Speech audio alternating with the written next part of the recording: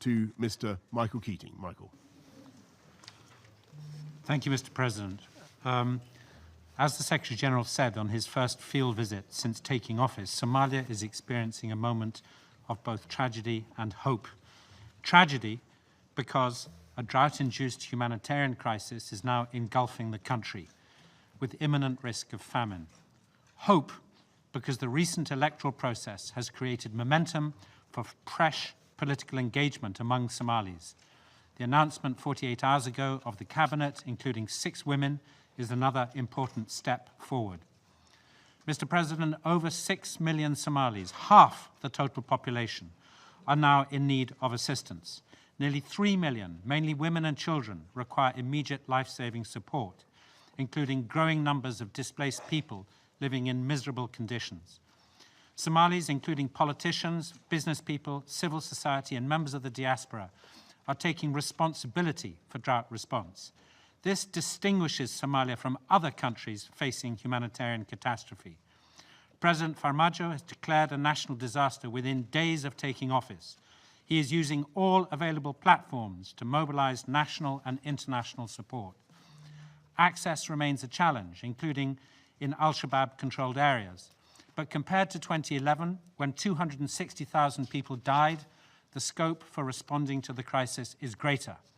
Cell phone coverage and money transfer options have expanded, data on needs and assessment have improved, controls on resources and partner vetting is stronger, and operational capacities have grown. Humanitarian partners are scaling up the response, including through private sector and cash programming in affected areas. More people are now being reached with food aid, nutritional support, healthcare services, and access to safe water. But much more is needed. The most urgent challenges include funding for immediate life-saving action, in particular for the cholera response, which has now affected 11 of the 18 regions. Treatment centers and units are being opened throughout the country, but the disease continues to spread.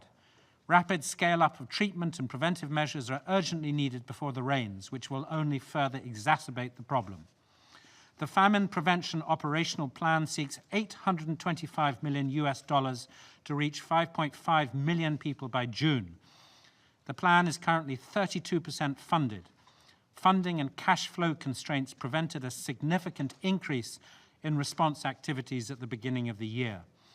More resources are needed by the end of March to enable partners to reach affected people before it is too late. I welcome recent generous contributions by many countries in response to the Somali government and the UN's call for assistance, including a very generous contribution from your government, Mr. President.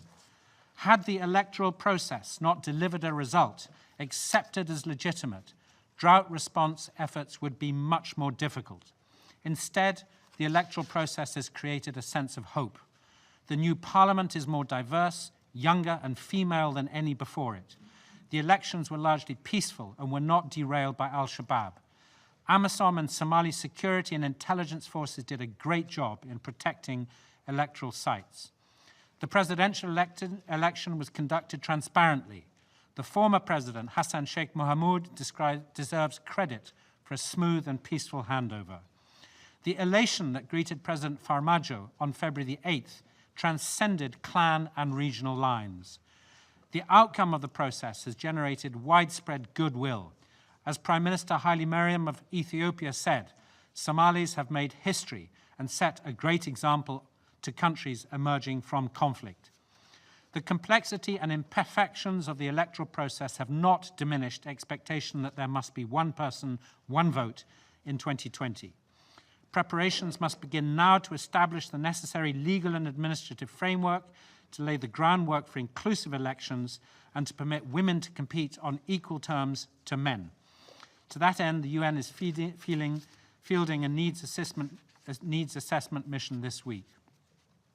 The new government and parliament now have an opportunity to use the goodwill to reboot efforts to build a functional and inclusive federal state, to tackle the socioeconomic, structural and political issues that make millions of Somali women, men and children so vulnerable.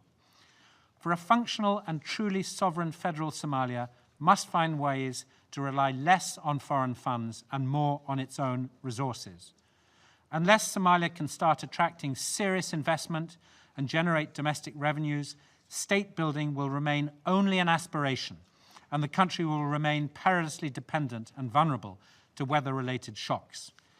This will require not only greater institutional capacity, but also a settlement between the government and the private sector. Taxes should be collected by the state in return for assurance that funds will be accounted for and be used to provide basic services, including security and the rule of law. The President and Prime Minister have committed themselves to improvements in public financial management, transparency and accountability, including vigorous steps to fight corruption, which they see as drivers of insecurity. These will not be easy. They deserve our support, including incentives for the private sector. Support is needed to clear Somalia's arrears and allow her to move down the path towards debt relief. A more immediate challenge, Mr. President, is to eliminate the scourge of terrorism. The cost is just too high, both in terms of human life and lost opportunities for Somalia, but also for Somalia's neighbors and the international community, including countries serving on this council. Success in degrading and dismantling al-Shabaab requires a multi-pronged approach, embedded in a political strategy led by the Somali government. This needs to embrace support for AMISOM's operations, Somalia sector security reform, resolution of local conflicts, stabilization and extension of state authority in liberated areas, and addressing the governance and rule of law deficits that give al-Shabaab oxygen. Somalis want to assume greater responsibility for their own security. There is some way to go. Somali security forces are under-resourced, irregularly paid, fragmented, often privatized, and largely unaccountable. But building trusted security forces that are acceptable to all Somalis is essential. It represents a major opportunity to build and consolidate the federal state, and needs to be approached as such, not just as a military undertaking. The essential first step is a political agreement between the federal government and federal member states, supported by Parliament, government and civil society, on a shared security architecture embracing both army and police. Mr. President, such an agreement can be the basis for a more coherent international support to Somalia and a cornerstone for joint planning with the African Union on AMISOM's future and eventual drawdown. AMISOM is a centerpiece of a comprehensive approach to security, but AMISOM has reached its 10th anniversary and will not stay forever. Troop-contributing countries have their own parameters, and funders face many competing global demands. However, as was evident during the electoral process, AMISOM remains, for now, the backbone of security in Somalia. Its presence is essential to build Somali security forces. A precipitate AMISOM drawdown could be disastrous. For this reason, I urge the Council to focus on finding the funds to maintain AMISOM's presence and to enable a conditions-based withdrawal. The objective must be a sufficient level of security in the coming years, including in the run-up to the elections in 2020.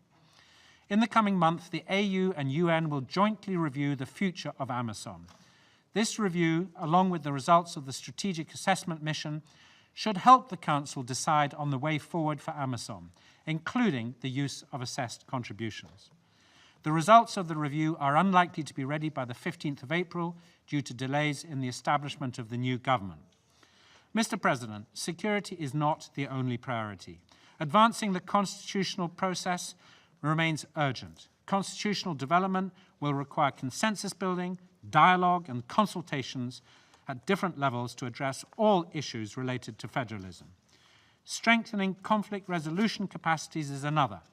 The inclusion of all sections of society, including women, youth, minorities, and business, in the peaceful resolution of conflicts is vital. The UN will work in coordination with key partners such as the African Union, European Union, and IGAD on this. Mr. President, significant work is needed to improve the dismal human rights situation in Somalia. I'm particularly concerned about attacks on journalists and the increase in sexual violence against internally displaced women and members of minority clans. Military operations and the worsening humanitarian situation will expose Somalis to violations of human rights and international humanitarian law. Improving the capacity to provide protection must be a priority. Full implementation of the human rights due diligence policy, including implementation of mitigating measures, is essential. In conclusion, Mr. President, Somalia faces many daunting difficulties after decades of violent conflict, but it has now been presented with a political opportunity. This Council enjoys a remarkable degree of consensus on Somalia. I hope it can be used to address the immediate crisis facing millions of people, but also to support Somalia's new leadership, new president, new prime minister, to address the underlying issues that will prevent such a tragedy from ever happening again. Thank you, Mr. President.